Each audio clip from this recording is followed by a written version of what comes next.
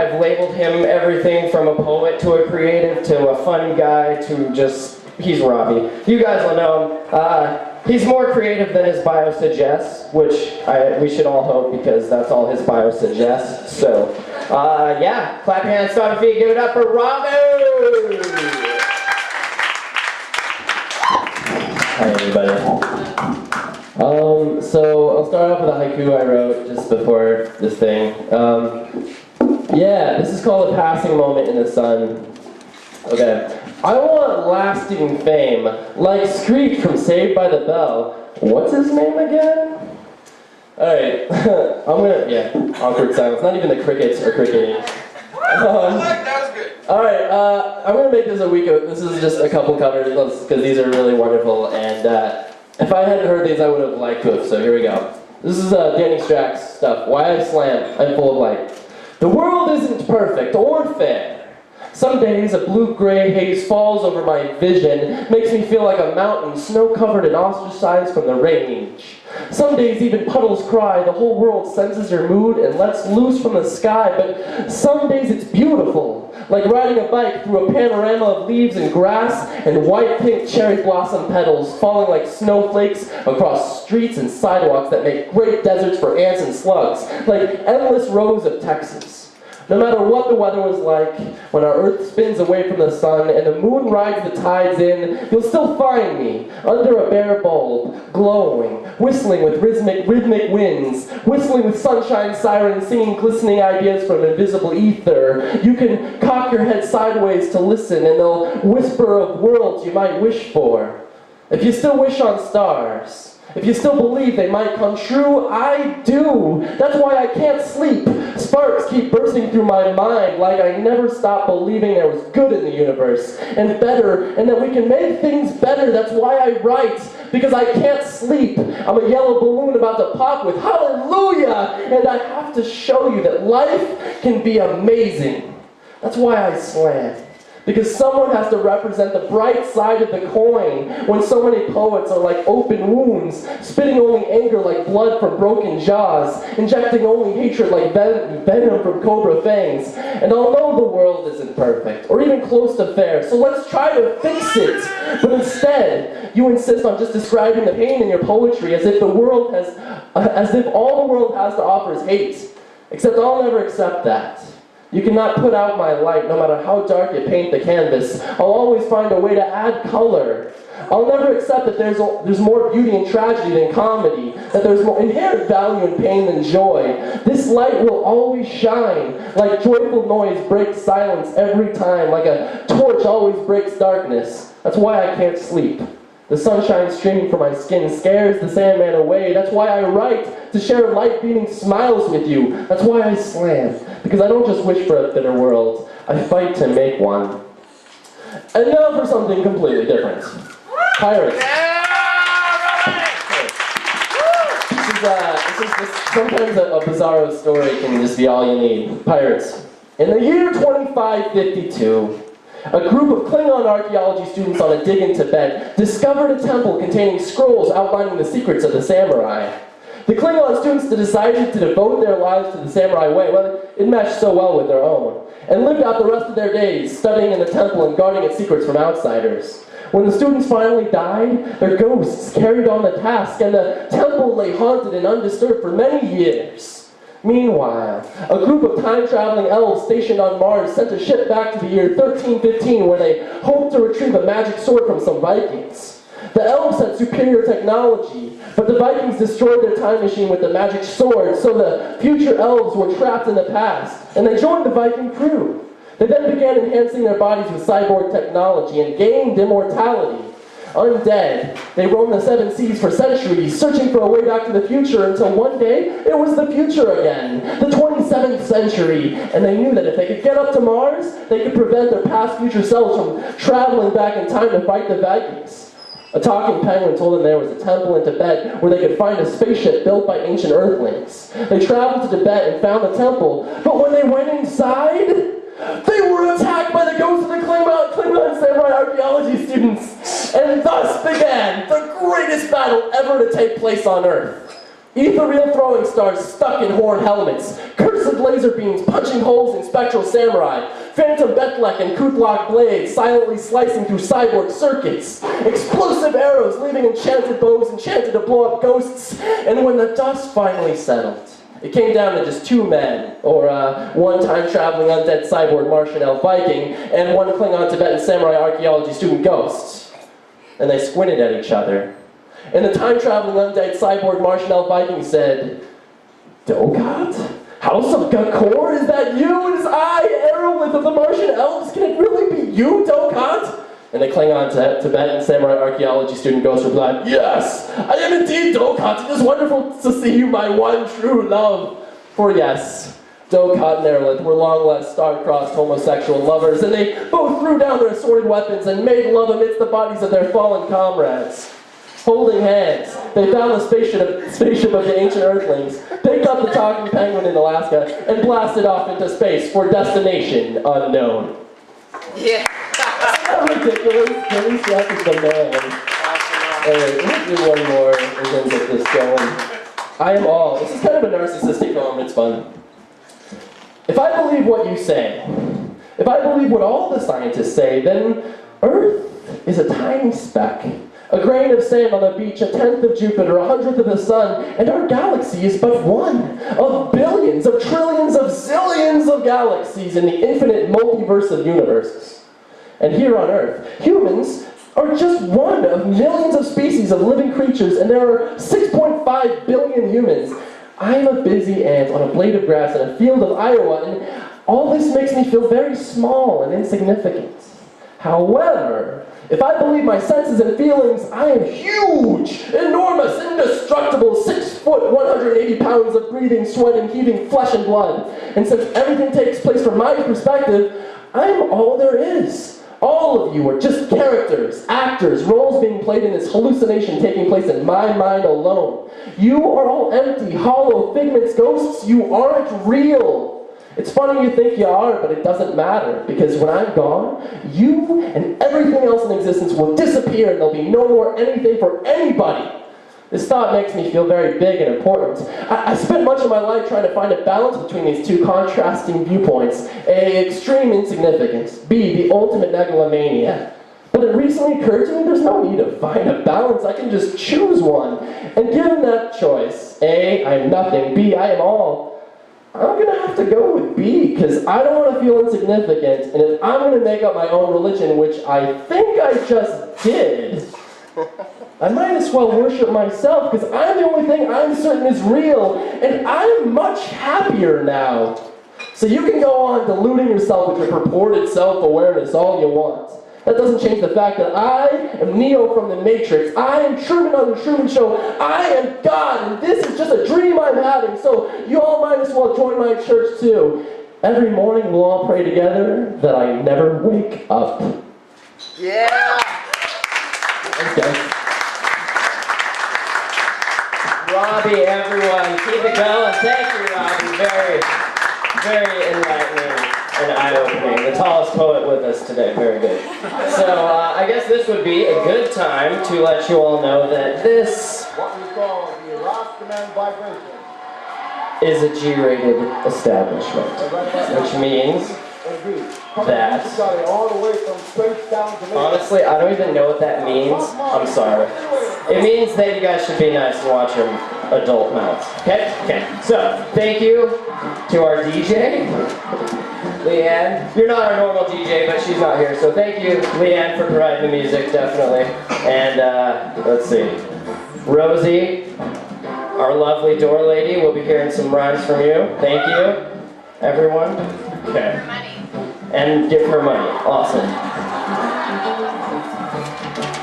Next to the mic, Julie Lang. She's been with us since the beginning. She had a lovely vacation in Hawaii, and now she's back. She's heading up the writing workshop. Julie, she says she is excited to see a new batch of faces at this week's open mic. She hopes to see all of you at next week's writing workshop right here, 2 p.m. Sunday. Everybody give it up for the lovely Julie Lang.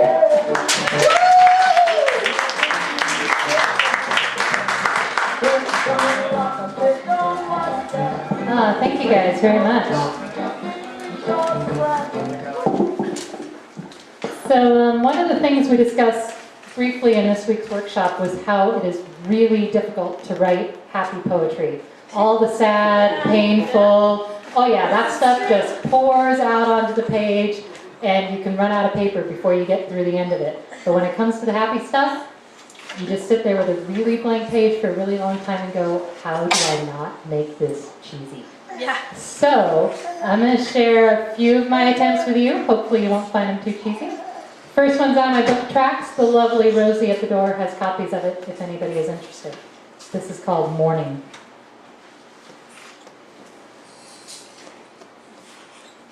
The world seems blurred at the edges. A fuzzy blend of day and sleep pulls me back onto the pillow, eyes closed, lashes warmed by the sunlight, body warmed by your scent. And I curl my legs under to wrap them in yours and sleep. Until the light hits your smile, slipping under your lids, tugging them open to reveal eyes that match mine, but lashes that are blonde. And you move, tickling me awake with your fingers and a glance more like a caress, laughing at my slack lower lip until I use the energy that it takes to pout and shift it into a smile. Thank you.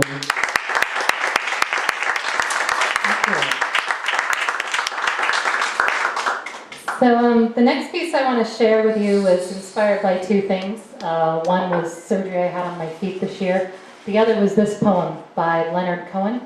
Probably more well known for his songwriting than his poetry, but an amazing poet as well. This is called You'd Sing Too. You'd sing too. If you found yourself in a place like this, you wouldn't worry about whether you were as good as Ray Charles or Edith Piaf. You'd sing. You'd sing not for yourself, but to make a self out of the old rotten food in the astral bowl and the loveless thud of your own breathing. You'd become a singer, faster than it takes to hate a rival's charm, and you'd sing, darling. You'd sing too. Leonard Cohen. Thank you.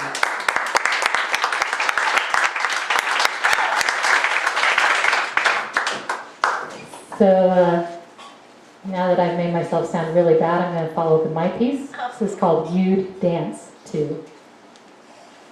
If you awoke to endless pain, body broken and made lame, you would not dance, my love. You would not dance. If you had cried through sleepless nights waiting for that next sunrise, you would not dance, my love. You would not dance. If you had spent 2 months propped up on pillows and matching canes, you'd want to dance, my love. You'd want to dance. And if you stood tall against the sky, amid a garden green with life, you too would dance, my love. You too would dance. If you then took your first free step, supported by feet made whole, you too would dance, my love. You too would dance. Now you can see me tap my feet, sway to the tune, swing the beat. Come and dance with me, my love. Come on, let's dance. Thank you.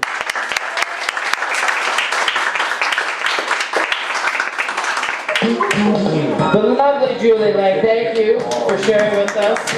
Beautiful poetry. Leonard Cohen was a favorite. All right, how are you guys doing? Is everyone awake and having a good time? Having awesome drinks, food, salads, stuff? Yes, baristas? All right, let's see who's next. Luke Smith. I like what you've done with your facial hair. It's very 1979 Walmart. Loving it. Nice Jamhole shirt also, by the way. Way to represent. Luke says he had too much fun at Rebel Fest last night, so he had to break up a fight. I hope we can hear about that. And he made some new friends. Everything was a delight in the end. Thank you. Luke Smith, everyone. I almost didn't read today. I was feeling just like I wanted to listen. But I pulled out an old one, and I've been telling myself I was going to memorize something, but I haven't gotten that yet. I like to get more involved with just the writing, I suppose, anyways. I wrote this a couple years ago. It's called Unicorn. Is she free? Is she crying tonight? Is she lying tonight? Is she smiling? Is she feeling alright? I'm sure she's fighting the good fight, fighting the tears back, 1,000 years back, 1,000 fears ancient black. She sees you when you were a child, reminds you of your smile. Clouds shudder and snow falls around my 4 white walls. Close my eyes and I can see through. Eyes lidded, she wanders alone in moonlight. What is she crying tonight? Who is she lying with tonight? Invisible inside his eyes, filled with delight. The abyss of starlit night. A heavenly body, snow white, vast and lonely, she thinks of me in the form of paintings and poetry. The mind of a poet, lost and she knows it. Only way she can be. She is free.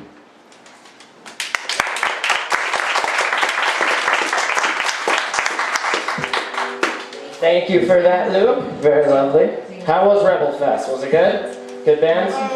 Crazy. Was it crazy? There were some Crazy? bands that canceled, that weren't able to make it. That'll happen. And they didn't have everything figured out. Also, that will happen. Alright, so I want to remind you guys all have computers and internets here in the 21st century. We have Facebook groups and events and YouTube playlists, like I mentioned before, flyers and posters. If you guys want to help spread the word, you can go there, print them out, and stick them everywhere.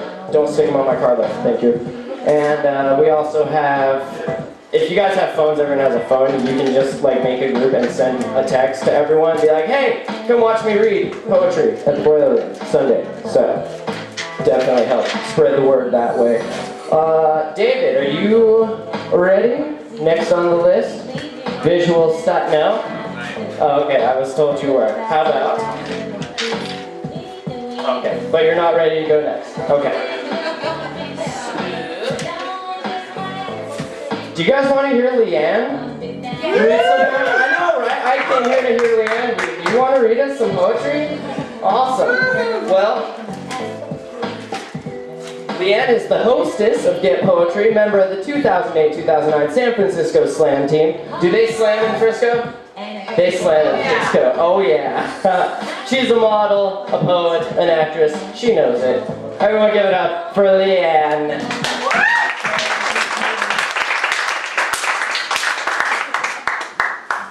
Hi. I hope you guys are having a really good time. I am, because I don't have to host tonight. It's pretty awesome. You're doing an awesome job, Matt. Thank you. Yeah. All right. So we were talking about at the writing workshop about writing depressing poetry, and I haven't made it over the hump of positive poetry yet. It's a goal. It's a goal of mine. But I'm gonna bring the darkness. So. Yeah.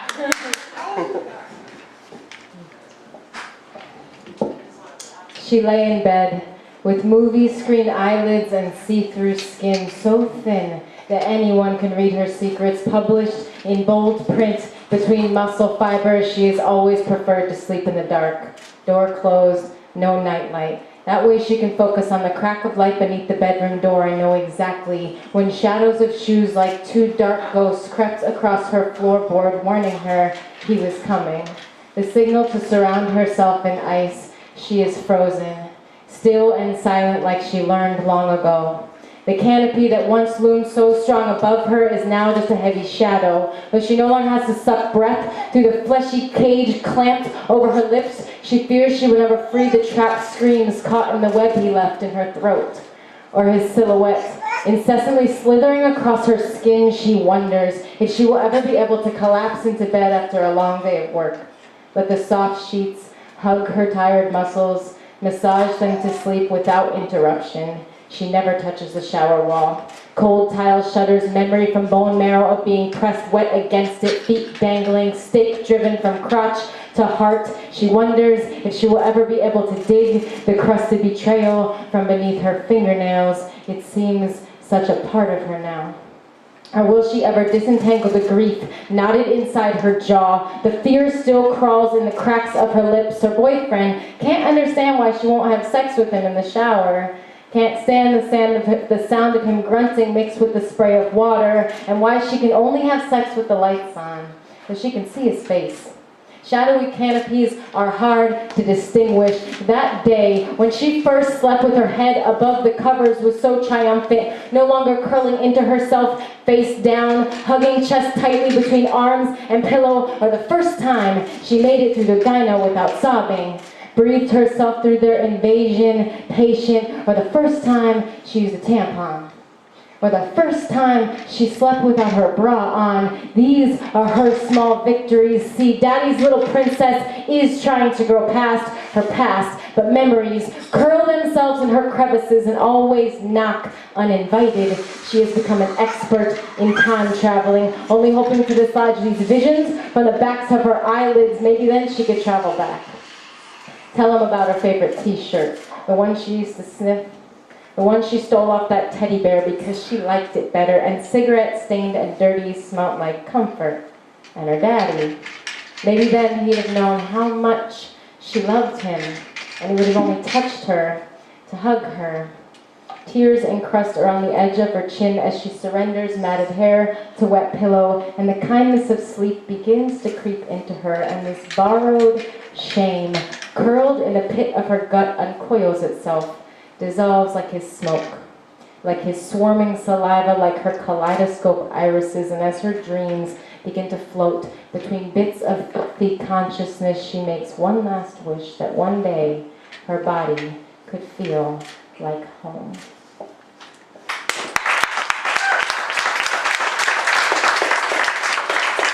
Everybody, the great Leanne. That gives me chills every time you read something and do that. It's lovely. So, we have an email list. If you guys are into the email thing, you can sign up there on the site. She's got a blog up there that has reviews and pictures. There's a huge picture gallery. I put one up on the jamhole.com/pics, just some random pictures I took last week. And then, yeah, like I said, the videos. If you come and read poetry and you don't want your video up there, let me know. That's why I did it individually, and then I can just take it down, or if you just don't want it public. So, let me know. Rosie, are you ready? Yeah. All right. Rosie is our lovely door lady. You can give your donations to her, of course. She says she's not too worried about reading this week. It can't be as bad as getting punched in the face in front of everyone like yesterday. You forgot that at the tourney. At my tourney. There's a difference. I can't wait to hear that story also. Everyone, give it up for the lovely Rosie Davis. Rosie.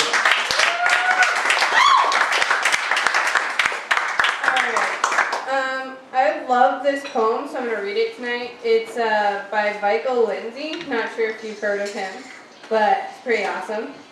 It's called The Spider and the Ghost of the Fly. I once loved a spider when I was born to fly, a velvet-footed spider with a gown of rainbow dye. She ate my wings and gloated, she bound me with hair. She drove me to her parlor, above her winding stair. To educate young spiders, she took me all apart. My ghost came back to haunt her. I saw her eat my heart.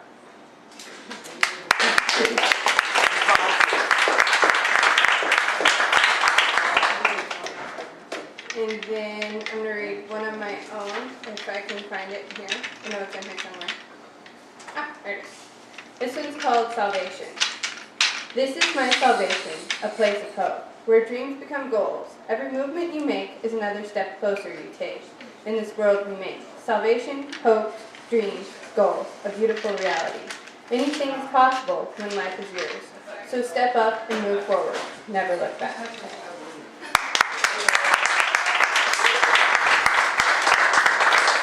Rosie Davis, everyone. That was lovely. Thank you, Rosie.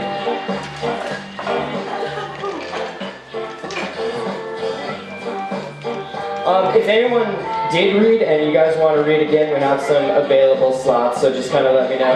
And if anyone didn't get signed up and they would like to read, also let me know.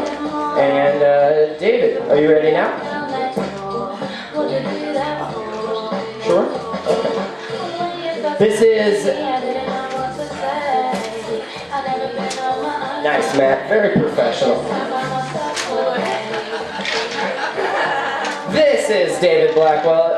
He is a visual stylist, very creative creation. He can mutate and create something wonderful. Everyone, give it up for David Blackwell.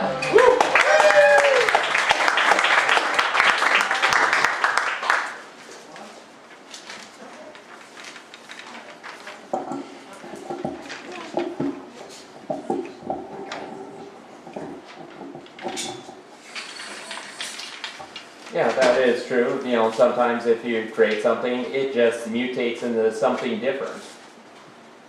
So that just sort of reminds me of a piece that I wrote. Photoshop is her happy place. She loves men with long hair. Poetry bores her. She kicked a bear and yet lived to talk about. She enjoys the trails and glacier, yet Photoshop is her happy place. She kicks back with her New Orleans-based personality. Still, she loves Photoshop. She wishes she could fly. Yes, she could do that in Photoshop. She likes pirates and Avatar. Still, Photoshop is her happy place.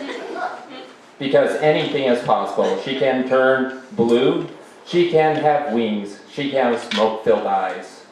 Wings will set her free. Today, Photoshop taught her to fly.